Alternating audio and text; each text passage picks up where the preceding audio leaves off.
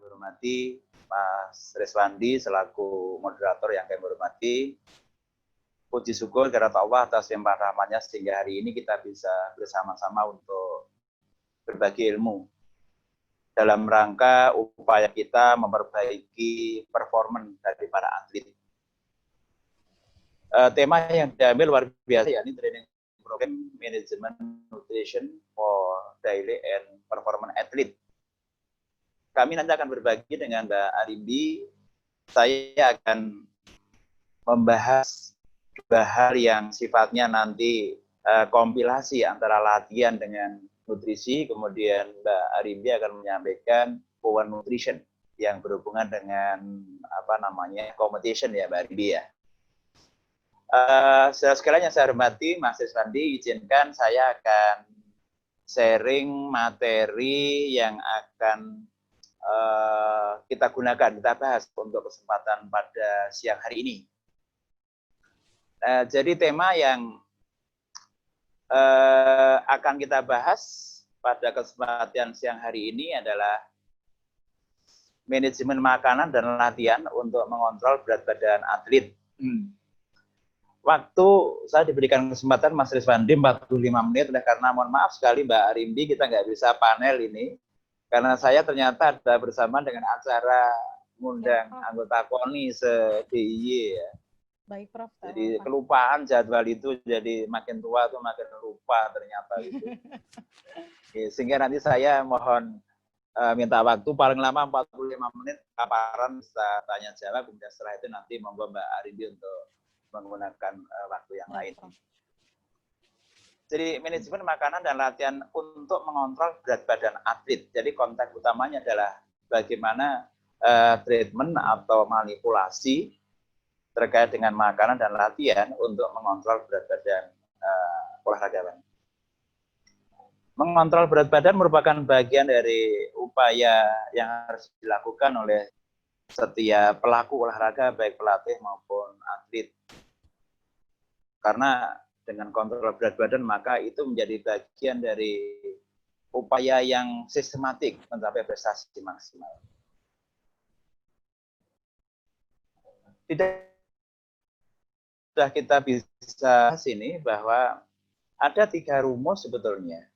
Yang pertama paling atas itu kalau atlet kita ingin berat badannya terkontrol ya, artinya ajek ya, tidak naik, tidak turun.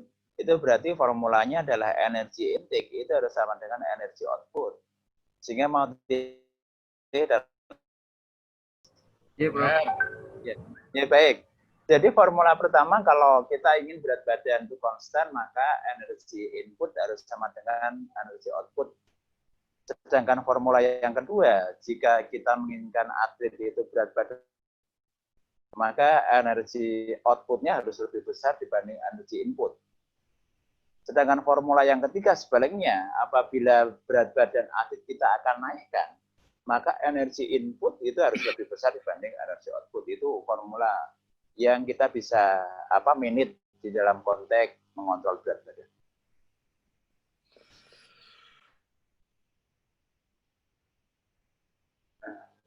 Baik, nggak bisa jalan ya slide-nya ya. Coba saya stop dulu, saya buka lagi karena kok macet ini anunya.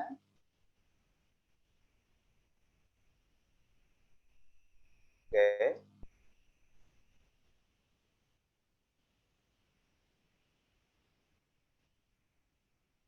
Ya. Baik. Kita bicara soal berat badan atlet. Berat badan atlet berpedoman pada berat badan cukupan.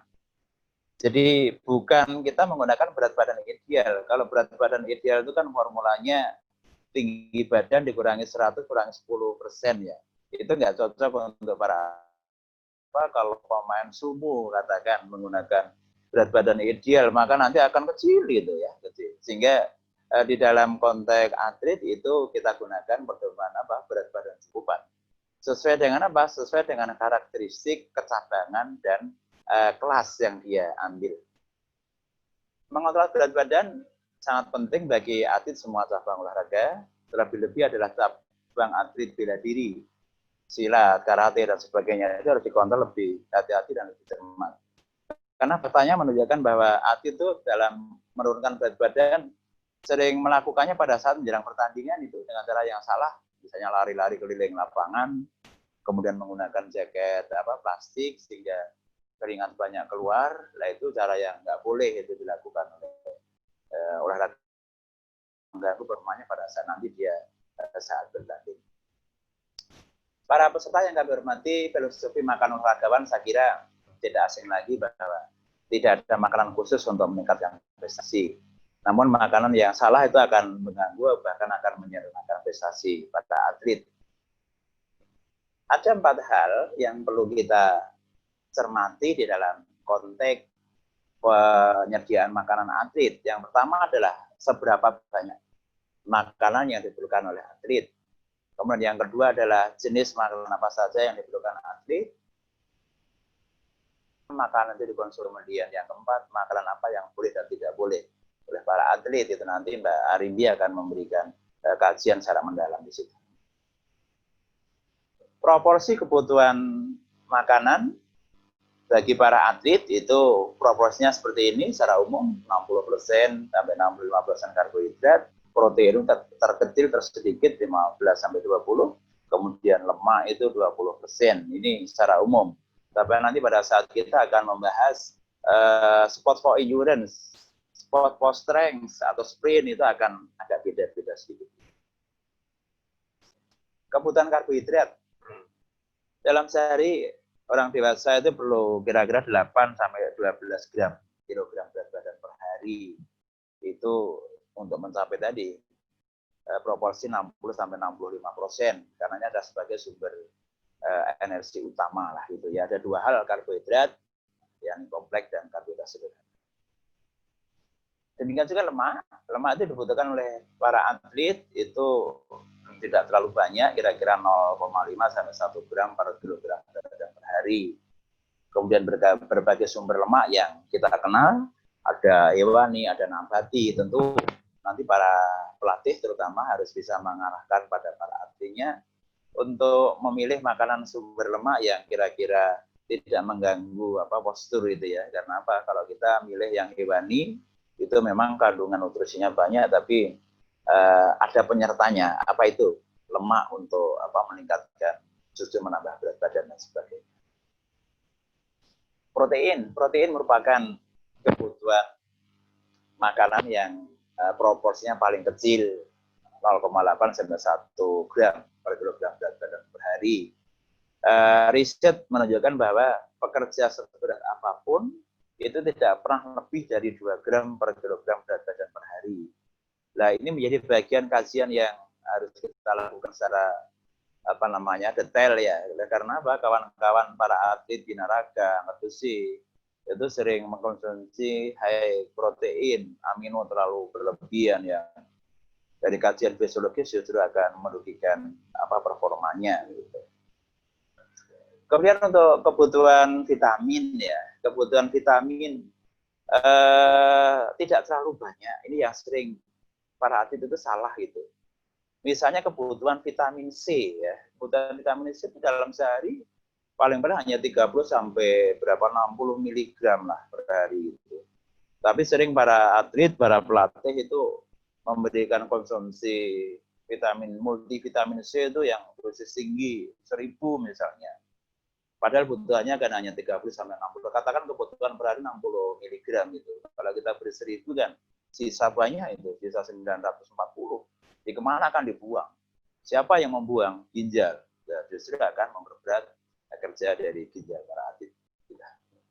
Mineral nggak terlalu banyak, bergantung pada cabangnya juga nanti akan kita bahas. Misalnya cabang olahraga yang sport endurance ya, sport endurance itu dipastikan bahwa dia butuh verum yang banyak. Oleh karena apa? Verum berfungsi untuk mengikat hemoglobin. Sedangkan sport endurance itu butuh oksigen yang banyak, nah, sehingga asupan zat verum itu sangat dibutuhkan di dalam manajemen makanan untuk atlet endurance. Kebutuhan air itu harus berimbang untuk menjaga status hidrasi. Dalam sehari orang biasa itu butuh keluaran air itu kira-kira 2.500 per hari, sehingga asupannya juga harus setara dengan 2.500. Kalau kita punya gelas yang biasa itu ukurannya rata-rata 200 mili, berarti kalau kita dalam sehari butuh 2.500 berarti sekitar 12 gelas gitu ya. Tapi kan tentu asupan atau masukan dari cairan ini tidak hanya dari minum, bisa jadi dari buah-buahan yang punya kadar cairan, kadar air, kemudian dari makanan atau sayuran yang ada airnya dan sebagainya. Tapi para atlet penggunaan atau kebutuhan air lebih banyak. Karena apa? Dalam sehari dia bisa keluar air, apalagi berlaga di tempat yang panas itu bisa sampai 3 kali lipat dari kebutuhan orang. Ini saya kira balancing status hidrasi yang keluar harus sama dengan yang masuk. Jadi manakala kita bertani di tempat yang panas, maka segera diganti sejumlah cairan yang hilang. Para peserta yang kami hormati, prinsipnya begini, bahwa makanan atlet dan bukan atlet itu sebetulnya sama itu ya. Analoginya petinju itu olahragawan, kemudian di sebelahnya itu ada peragawati bukan olahragawan. Ya, makanya sama sebetulnya. Kita akan melihat apa bedanya di antara mereka. Nah, bedanya di antara ini, atlet perlu karbohidrat lebih banyak. Kita tahu bahwa atlet butuh energi yang lebih tinggi untuk performanya. Masing-masing cabang olahraga akan berbeda. Pemain bola voli dengan pelari maraton tentu akan berbeda. Kebutuhan karbohidratnya per hari oleh karena memang kalori outputnya berbeda. Yang kedua, atlet perlu air lebih banyak. Kemudian yang ketiga, strategi penyajian sebelum, saat, dan setelah pertandingan. Nanti akan dikaji oleh Mbak Arimbi. Termasuk berapa banyak atau berapa kali penyajian makanan untuk atlet dalam sehari. Kalau orang awam kan cukup makan 3 kali, tapi kalau atlet nggak cukup 3 kali, rata-rata dia akan makan banyak 7 kali. Gitu. Kebutuhan olahragawan bisa mencapai 6.000 kalori per hari. Sedangkan orang kebanyakan rata-rata 3.200 lah. Demikian juga cairan yang keluar saat bertanding itu bisa mencapai 3 kali lipat, apalagi bertanding di tempat yang panas. Sehingga minuman olahragawan itu kalau dibandingkan dengan orang biasa itu kontras sekali itu ya. Kalau orang biasa itu minumnya cukup 6 gelas kan 1.200. Nah, kalau dia keluarannya 2.500, maka yang lain tentu diambil dari sumber yang lain. Buah-buahan yang mengandung kadar air, kemudian sisa metabolisme, kemudian sayuran yang ada kuahnya, dan sebagainya. Sedangkan olahragawan, para atlet itu bisa sampai 20 gelas per hari. Nah, ini keluaran energi per hari, bisa kita lihat di tabel. Seorang pelari maraton, kemudian pembalap sepeda bisa sampai 6.000 kalori. Tapi kalau dia seorang perenang itu 5.000 kalori, sedangkan untuk weightlifter itu nggak terlalu banyak ternyata 4.000 ya, 4.000 kalori ya. Itu kebutuhan dalam sehari. Sehingga inilah yang nanti perlu diketahui oleh setiap atlet dan pelatih agar kita mampu mengontrol berat badannya. Prinsip makanan kita, kalau kita ingin berat badannya itu terkontrol aja, maka harus setara dengan energi outputnya. Nah, ini hitung-hitungan sederhana yang bisa coba kita lakukan. Ada tabel, kolom yang paling kiri itu adalah jenis ringan beratnya aktivitas, kemudian kolom kedua itu aktivitas harian. Kita melihat kolom yang ketiga aja, aktivitas olahraga. Kemudian kolom yang terakhir itu adalah besarnya energi yang dikeluarkan untuk setiap olahraga. Agar mudah, mari kita coba ambil contoh saja. Di pojok kanan bawah. Atlet tenis meja, dia punya berat badan 70 kilo. Ya, 70 kilo. Berapa energi yang harus dikeluarkan sehari atau energi outputnya sehari berapa? Formulanya adalah kita menggunakan basal metabolic rate. Jadi rumusnya adalah berat badan dikalikan 24, dari mana angka 24? Itu rumus gitu aja. Karena itu rata-rata per jam 1 kalori, kalau sehari 24 jam, maka kita butuh BMI-nya itu 24. Jadi berat badan 70 dikalikan 24, berarti ketemu 1.680. Sekarang kita lihat tenis meja. Tenis meja yang saya berikan font merah. Oh, ternyata dia termasuk kategori berat badan sedang. Sehingga kalori outputnya adalah BMR ditambah 75%. Kita kembali pada hitungan. 70 kali 24 ketemu 1680. Ditambah 75%-nya dari 1680, maka ketemu 1260. Sehingga total kalori output pemain tenis meja dengan berat badan 70 kilo tadi 2940. Nah, inilah yang kita pegang. Sehingga makanan sehari-harinya pun nanti ada senilai 2940. Ini contoh saja, nanti bisa dicermati menu makanan senilai 3000 kalori. Kalau kita lihat pada kolom yang hijau pada samping kiri itu kan jadwal makan tuh. Jadi jam 5.30 sudah mulai kita berikan konsumsi, jam 8, kemudian jam 10, jam 12 makan siang. Sehingga yang tadi saya sampaikan bahwa makan olahragawan itu bisa sampai 7 kali per hari. Ini. Nah, sekarang kita lihat perencanaan makanan olahragawan. Nanti Mbak Rimbi yang akan cerita banyak ini. Saya akan menyampaikan chartnya saja. Bahwa seorang pelatih dan atlet harus paham, tidak sekedar training programnya, jadi tidak sekedar program latihannya, training periodization-nya, tapi juga kita harus sekaligus tahu tentang food planning-nya.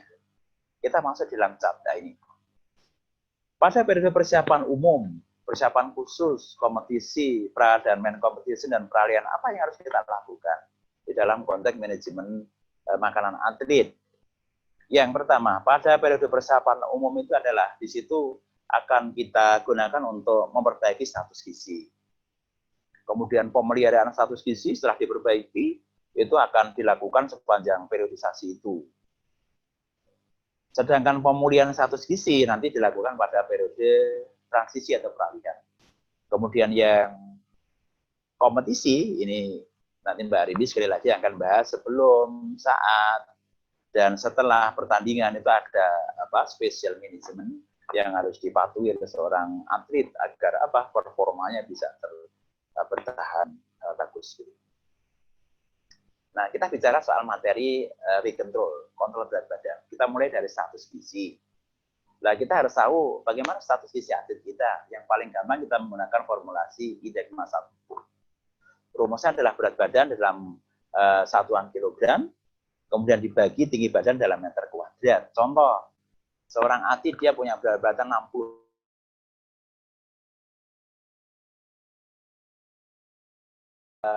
Bagaimana status gizi dia? Berarti rumusnya adalah 60 kilo dibagi 160 cm, ya, berarti 1,6 meter kuadrat sehingga ketemu 23,4. Ini kategorinya apa? Oh, kita masukkan di dalam situ adalah kategori berat badannya adalah atau status gizinya adalah normal. Terus sekalian, ini pengaturan makanan untuk perbaikan status gizi, satu peningkatan kadar HB pasti. Sehingga kita harus tahu bahwa dalam periode persiapan umum itu status gizi atlet harus kita ketahui. Paling gampang adalah dengan mengukur kadar HB, ya, normal kadar HB untuk putri kan sekitar berapa 11-13%. Kemudian untuk kadar HB untuk atlet pria ya itu rata-rata bisa 14 sampai 16 gitu ya. Miligram persen gitu ya. Itu yang harus kita lakukan. Sehingga kalau kadar HB-nya rendah, pasti kita harus membuat treatment dengan memberikan asupan makanan yang cukup dengan serum gitu ya. Yang kedua, peningkatan dan penurunan berat badan. Ya, ini yang akan kita bahas secara spesifik ya. Bagaimana menurunkan dan meningkatkan berat badan. Tapi yang dipastikan adalah penurunan dan peningkatan berat badan itu harus dilakukan pada periode persiapan umum. Tidak boleh dilakukan pada periode pertandingan, apalagi menjelang pertandingan. Itu tidak boleh. Karena apa? Akan mengganggu performa para atlet. Penyediaan makanannya cukup sumber energi, tadi karbohidrat, lemak, protein, kemudian cukup vitamin dan mineral. Baik, ini untuk meningkatkan kadar HB. Kita sediakan makanan mengandung zat besi, ini sumber hewani. Kita bisa lihat ada daging rendang, ada dada ayam. Yang paling tinggi ternyata adalah dendeng teripang di situ. Itu adalah makanan laut yang kayak apa ya? Kayak ketimun ya, yang dia jalannya lambat. Tinggi sekali itu kadar HB-nya, kadar zat besinya, ferumnya. Nah, kalau yang nabati ini kita lihat data ini yang tinggi dari nabati mengandung zat ferum adalah kacang tolo rebus.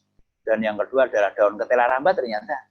Padahal kita sering menjawab kalau ditanya jenis sayuran apa yang paling banyak mengandung zat besi, orang akan selalu menjawab bayam. Padahal bayam itu nomor 4 itu hanya 5,7. Kalah tinggi dengan daun ketela rambat nomor 8 itu berapa? 10 itu miligram per 100 gram. Nah, sekarang makanan untuk mengontrol berat badan. Tadi rumusnya jelas. Agar berat badan basic, maka energi output harus sama dengan energi input. Kalau berat badan pengen naik, maka energi input harus lebih tinggi dibanding energi output. Sebaliknya, kalau berat badan akan turun, maka energi input harus lebih kecil dibanding energi output. Itu rumus umumnya. Bagaimana meningkatkan berat badan? Satu, dengan diet pasti mengatur makanannya. Dietnya adalah kalori expenditure yang telah dihitung tadi. Jadi kalau tadi ketemu untuk pemain apa tadi tenis meja ya itu 2.940 atau 3.000 saja katakan. Berarti seorang atlet yang kebutuhan kalori outputnya sebetulnya 3.000 kalori, tapi dia ingin menurunkan berat badan, maka makanannya nggak boleh senilai 3.000, harus dikurangi 25%. Berarti dia hanya boleh makan 2.240 kalori. Ya, itu diet. Yang pertama. Yang kedua, kebalik. Ini peningkatan berat badan. Harus ditambah 25%. Jadi kalau pemain tenis meja tadi butuh 3.000 kalori, maka agar berat badannya naik, maka konsumsi makanannya harus lebih banyak dibanding kalori outputnya. Tapi jangan terlalu banyak. Berapa kelebihannya? Lebihnya 25%. Jadi dia boleh atau harus diberikan makanan 3.000 plus 25% dari 3.000. Berarti 3.750 kalori. Tidak cukup dengan itu, tapi harus dengan tambahan latihan. Sehingga trainingnya apa? Ya ini latihan beban. Latihan beban yang kita gunakan adalah menggunakan 8-12 rep per set. Itu adalah beban yang pas untuk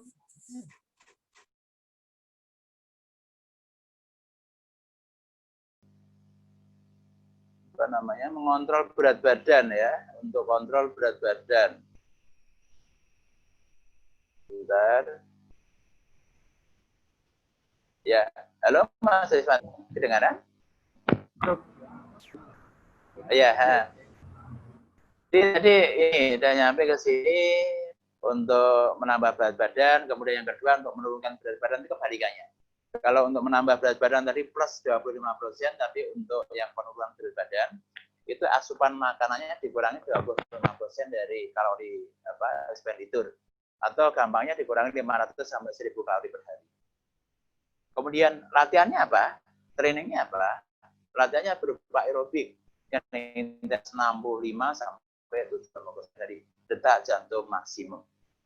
Dan perlu dicatat bahwa penurunan dan peningkatan berat badan itu nggak boleh sembarangan itu ya. Selain tadi dilakukan pada periode persiapan umum, dia juga harus memperhatikan kaidah ini. Bahwa penurunan berat badan yang aman itu hanya boleh 0,5 sampai 1,5 kilogram per minggu ya. Jadi kalau sebulan kan maksimum berapa? 1,5 kali 4 ya. Berarti 6 kilo ya. Nggak boleh nanti dalam sehari turun 2-3 kilo, itu nggak boleh. Ini pengaturan makanan yang disebut dengan KEN, keseimbangan energi negatif. Artinya apa? Untuk menurunkan berat badan itu sumber energinya harus lebih kecil dibanding kebutuhan yang sesungguhnya. Intinya seperti itu. Nah, bagaimana manajemen latihan untuk mengontrol berat badan? Ya. Nah, kita harus mengetahui tentang formula VT. F-nya frekuensi 3 sampai 5 kali per minggu, kemudian intensitasnya itu adalah 60 sampai 90% denyut jantung maksimum, itu kaidah umumnya. waktu latihannya 20-60 menit per sesi, kemudian tipenya itu ada move, ada lift, ada stretch gitu, dan jangan dilupakan enjoy, menyenangkan, apalagi di masa pandemi ini latihan itu harus menyenangkan. Intensitasnya sedang, nggak boleh intensitas tinggi. Kalau intensitas tinggi itu justru akan menurunkan imunitas. Untuk meningkatkan imunitas itu yang dilakukan adalah latihan pada medium intensity. Kenapa? Pada medium intensity itu akan menstimuli hormon endorfin. Tapi kalau terlampau tinggi high intensity itu justru yang naik adalah kortisol dan adrenalin yang justru akan menurunkan menurunkan imunitas gitu ya. Jadi latihan harus dilakukan dengan senang. Ini unsurnya move itu gerak kontinu, senam aerobik, renang dan sebagainya. Lift itu mengangkat, big training, kemudian latihan di gym, calisthenics seperti push up dan sebagainya, kemudian stretching, ya stretch. Nah, ini latihan untuk menurunkan berat badan. Jenis latihannya kontinu ritmis, ada jogging, bisa senam, renang dan sebagainya. Pastikan intensitasnya itu 65-75%. Jangan kurang dari itu dan jangan lebih dari itu. Kalau di atas 75% itu sudah untuk kardiorespirasi endurance, bukan untuk pembakaran lemak. Intensitas terlampau tinggi, nanti yang dibakar justru glikogen otot. Nah, pada saat glikogen otot dibakar, pada saat latihan, maka dia akan menurunkan kadar gula darah. Kalau kadar gula darah turun, maka dia akan merasa lapar. Setelah lapar, dia akan makan. Maka apa yang terjadi? Berat badan tidak turun, tapi terus menambah. Frekuensi 3-5 kali per minggu. Durasinya 20-60 menit ya. Jadi nanti bertahap. Kalau atlet sudah mampu melakukan 20 menit ditambah gitu ya, seminggu sekali ditambah 3-4 menit sehingga dia mampu. Average kira-kira 30 menit lah latihan per sesi. Itu tuh untuk menurunkan berat badan. Ini mengukur detak jantung saya kira sudah familiar, yakni DJM itu 220 dikurang usia ya. Nah, bagaimana latihan untuk menambah berat badan? Selain tadi menambah asupan makanan 25% dari total kalori ekspenditur, perlu ditambah latihan untuk menambah massa otot, ya, menambah massa otot.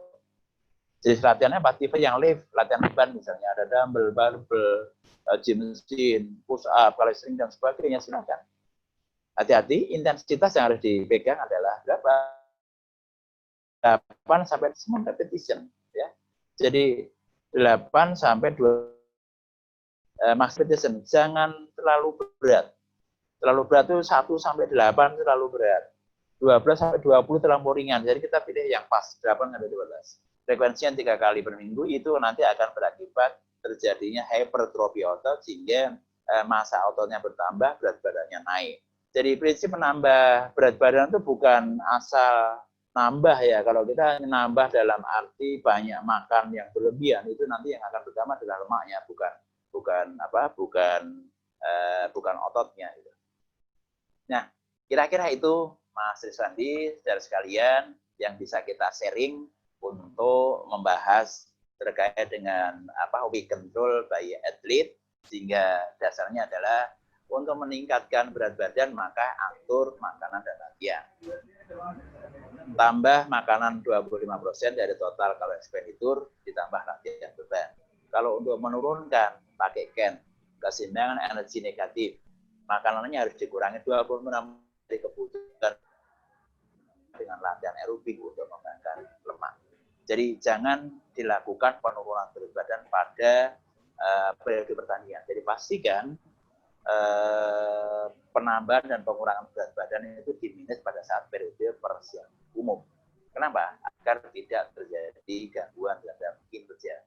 Sebenarnya yang kita lihat kan pemain bela diri, atlet bela diri itu sering tuh menurunkan berat badan pada saat menjelang pertandingan, itu akan sangat fatal lagi. Akan performanya. Saya kira itu Mas Rizwandi, monggo kita buka tanya jawab. Masih ada waktu kira-kira 15-20 menit ya. Monggo silakan Mas. Sebetulnya polanya sama. Artinya apa? Bahwa ketercukupan nutrisi itu ya. Jadi harus tahu energi output berapa, ini yang kita gunakan untuk nanti menghitung asupan. Sehingga asupan makanan kita dalam sehari yang dikonsumsi dalam waktu dalam jumlah 7 kali tadi dari sama dengan kalori outputnya. Nah, bagaimana secara spesifik atlet muda? Ini atlet muda harus kita biasakan ada 2 hal. Satu, kita memberikan edukasi pada atlet muda agar dia selalu patuh terhadap pemenuhan energi yang memenuhi kriteria sehat berimbang. Kenapa ini kita tekankan? Oleh karena apa? Sekarang banyak makan makanan yang sebetulnya tidak sehat, tidak berimbang. Apa itu? Fast food, junk food, gitu ya. Itu makanan apa modern ya, tapi justru tidak sehat dan tidak berimbang itu. Itu yang coba harus diberikan edukasi pada atlet muda. Kemudian yang kedua, kalau memang dia atlet muda di bawah usia remaja atau masa remaja, tentu kita harus memperhatikan asupan protein ya. Karena apa? Fase pertumbuhan dia butuh protein yang tinggi ya, protein yang bagus, yang banyak. Agar apa? Bisa untuk regenerasi. Dan yang penting Mas ya di dalam konteks membina atlet muda selain memanage makanan juga harus kita perhatikan betul tentang latihan. Atlet muda tidak boleh dia menggunakan weight training yang berlebihan atau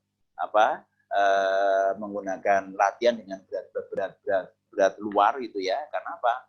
Kalau dia sampai terjadi cedera ya, lapisan epipisa dari tulang itu aus gitu, dia akan terganggu pertumbuhannya. Jadi itu yang perlu diperhatikan. Kemudian yang kedua dari Bu Lisma atau Mbak Lisma, efek samping seorang pesilat yang mengurangi berat badan secara drastis ya. Efek sesaat pasti adalah performa dia akan turun. Kenapa? Dia mengurangi berat badan katakan 1 kilo dengan lari-lari keliling lapangan pakai rompi plastik gitu ya, jaket plastik. Pasti yang akan hilang adalah keringat. Hilangnya keringat itu akan disertai dengan hilangnya mineral, hilangnya cairan tubuh yang dipergunakan untuk kontraksi otot, kalium, natrium dan sebagainya itu ikut hilang. Nah, sehingga tentu nanti performa ya atlet kita pada saat bertanding akan turun drastis ya. Meskipun berat badannya masuk, berat badannya yang pas sesuai dengan kelas dia, tapi performanya pasti akan menurun. Itu yang pertama. Kemudian efek jangka panjang, hati-hati ya, hati-hati dengan dia latihan di tempat yang panas, kemudian selalu menurunkan berat badan, itu pasti akan mengganggu metabolismenya. Nah, sehingga kita khawatir nanti pasca dia tidak menjadi atlet lagi, justru akan ada gangguan metabolisme yang akan membuat kehidupan fisiologisnya tidak normal lah gitu ya, gangguan macam-macam lah gitu metabolisme. Itu untuk Mbak Lisma.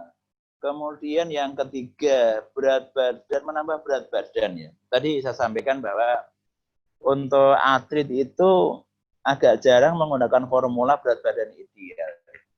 Berat badan ideal itu kan rumus yang sering kita gunakan adalah tinggi badan dikurangi 100 dikurangi 10%. Kalau tinggi seorang atlet itu 170, maka berat badannya berapa? Berarti 63. Nah, kalau kita lihat itu kecil gitu ya badannya. Nah, itu nggak pas untuk seorang atlet, apalagi petinju, binaraga dan sebagainya, atau sumo apalagi. Sehingga atlet itu lebih banyak menggunakan formula berat badan cukupan. Sesuai dengan apa? Sesuai dengan kelasnya, sesuai dengan caturnya. Apa yang dilakukan? Berat badannya boleh seberapapun ya, sesuai dengan kelas tadi, asal body fat-nya itu masuk kategori normal. Body fat normal untuk orang pada umumnya kalau atlet itu cowok ya, laki-laki itu body fat-nya kan hanya boleh 15-20%. Sedangkan kalau dia cewek, atlet perempuan itu boleh 20-25%. Artinya apa? Berat badan seberapapun, kalau lemaknya itu masuk kategori normal, maka no problem gitu ya. Nah, kemudian bagaimana meningkatkan berat badan? Tadi rumusnya adalah seperti yang saya sampaikan, bahwa kalau ingin meningkatkan berat badan, maka energi input dari makanan itu harus lebih besar dibanding energi outputnya. Sehingga langkah yang harus dilakukan adalah pertama menghitung energi outputnya. Sehari itu dia butuh berapa kalori. Tadi contoh pemain tenis meja kan dia butuh 2.940 kalori, kita katakan 3.000 kalori. Nah, agar berat badannya meningkat secara bagus, rumusnya tadi 0,5 sampai 1,5 kilogram berat badan per minggu ya, tidak berlebihan itu, tidak terlalu cepat, maka dia harus makan 3.000 ditambah 25% dari 3.000 berapa? 750. Berarti dia harus makan 3.750 kalori.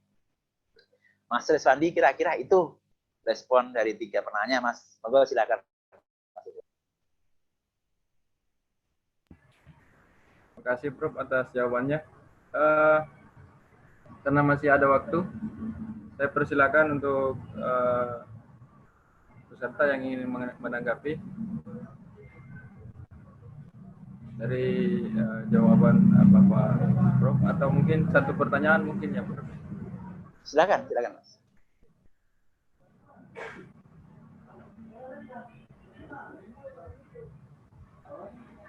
Ada yang ingin bertanya lagi atau menanggapi? Sementara mengetik. Itu bisa langsung apa lagi? Dibahasakan secara langsung biar nggak lama gitu.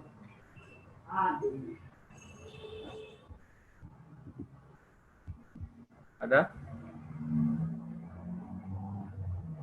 Ya, Mas Bayu Lesmana, dipersilakan. Baik, assalamualaikum. Halo, assalamualaikum. Ya. Waalaikumsalam. Seperti ini, izin bertanya, Prof. Untuk makanan yang seimbang seorang atlet itu biasanya kan sesuai takaran-takaran yang sudah disampaikan tadi. Ya. Halo? Ya, ya silakan. Itu biasanya terjadi ketika atlet mengikuti misalnya kayak TC atau atlet yang diasramakan. Sementara atlet yang di rumahan tentu mereka tidak bisa memenuhi kebutuhan kalori yang sesuai dengan yang sudah diperhitungkan lagi. Nah, ini solusinya bagaimana, Prof? Cukup Mas Bayu ya? Cukup. Oke, terima kasih Mas Bayu. Itu kondisi real yang kita alami sekarang ini. Jadi Ya, hitung-hitungan yang tadi kita sampaikan itu hanya bisa dilakukan oleh mereka yang berada di pusatan latihan ya, baik nasional atau di daerah. Sedangkan yang di rumah-rumah nggak bisa seperti itu. Solusinya gimana? Nggak ada solusi Mas sebetulnya Mas.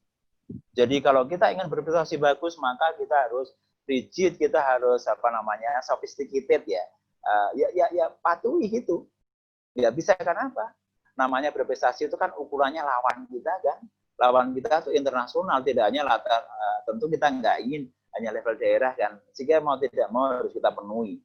Itu harus menjadi upaya kita. Sehingga selaku insan olahraga tentu kita nanti harus bisa memenuhi kebutuhan atlet meskipun di rumah gitu ya. Meskipun di rumah. Jadi nggak boleh kalau di Planas itu 3.000 kalori, kalau di rumah nanti hanya boleh 2.000 kalori, nggak boleh seperti itu. Nggak boleh seperti itu. Nah, sehingga salah satu upaya begini, misalnya persiapan untuk PON Nada Pusrada ya, katakan dari pemerintah daerah itu bisa menyediakan konsumsinya hanya anggaran senilai 2.000 kalori. Padahal kebutuhan dia kan berapa? 3.000 ya. Berarti kurangnya 1.000 kalori kan. Nah, sudah kita berembuk dengan orang tua, tentu gitu. Kurangnya 1.000 kalori tadi dipenuhi dari orang tua gitu. Jadi tidak mengurangi jatahnya atlet. Karena sekali lagi bahwa kompetisi itu menjadi bagian dari hal yang harus kita lakukan secara matematis betul, dan nggak boleh kita tawar-tawar. Gitu kira-kira Mas Bayu ya. Terima kasih, Bro. Ya, sama-sama Mas Bayu.